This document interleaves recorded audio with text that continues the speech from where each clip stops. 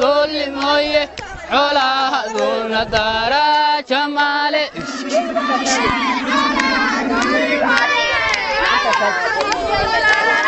جمالي دول مويه علا دول مويه علا هذه بدارا جمالي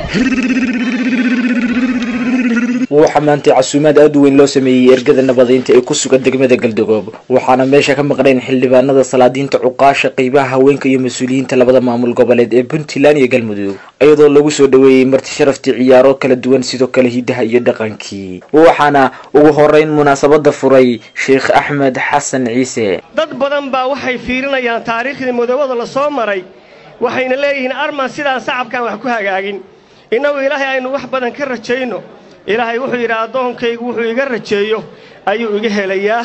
taariikh madow hadii la soo maray ma dhicin taariikhda anigu aan soo gaaray una malayn ma yaabahay inuu soo gaaray mana maqal awgay inuu soo gaaray intan oo qofa oo labada beelood oo meel wada fadhida oo waliba kalsoonida inta wada fadhida oo waliba macaaqishii la tagay qoladaas bandiiraley baa loogu tagay oo xaruntii weynayda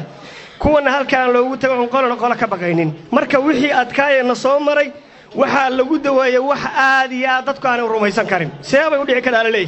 marka aynu iyadana ilaahay mala fiican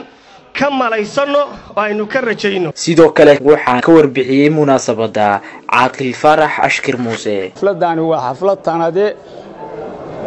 martigelintan waa marti tanade sidaas aan ayada ku soo dhaweynayaa waxaanu isugu nimid nabadgeliyo dhul badan baa isaga nimid bandiiraley ma aha Galdogob ma aha golol baa laga yimid koonfur baa laga yimid waxa laga yimid meel kasta oo Soomaaliya degan tahay rag baa ka yimid nabadda daraadid u yimid ilaahu noo aqbal baan leen midaan ayaa noqonaysa mid aad ay uga mahad celiyeen ergadu waxaana madasha lagu soo bandhigay riwaayad ka turjumaysa colaadda iyo macaanka nabadda maanta u taala asaga hooyaa booranaysa hadee xilli hebel ma aha hadaba waa isaga waa baasabuur talalaawe go'aankii aynu gaarnay wuxuu ahaa aabiya hadii uu caqli laawe waa walaalka ibliise qaribaad u istaago isaga iyo kii u gargaara baas abuur laawe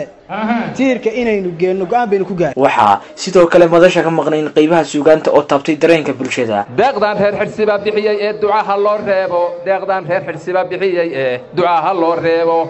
waa dad ganacsataa geelna badan dooma iibsadaye waa dad ganacsataa geelna badan dooma iibsadaye maraakiibna way soo dejaan dunida guudkeeda maraakiibna way soo dejaan dunida guudkeeda dul lamida adduunyada ma arag daayin abidkeeye dul lamida adduunyada ma arag daayin abidkeeye waxba gabaguyo ila durgina waxaan ku soo duubay xirsi dunida caan bow ka yahay duca ha loo reebo dadkoo idil dhammaan wada sacbiya doonaqya waayeelay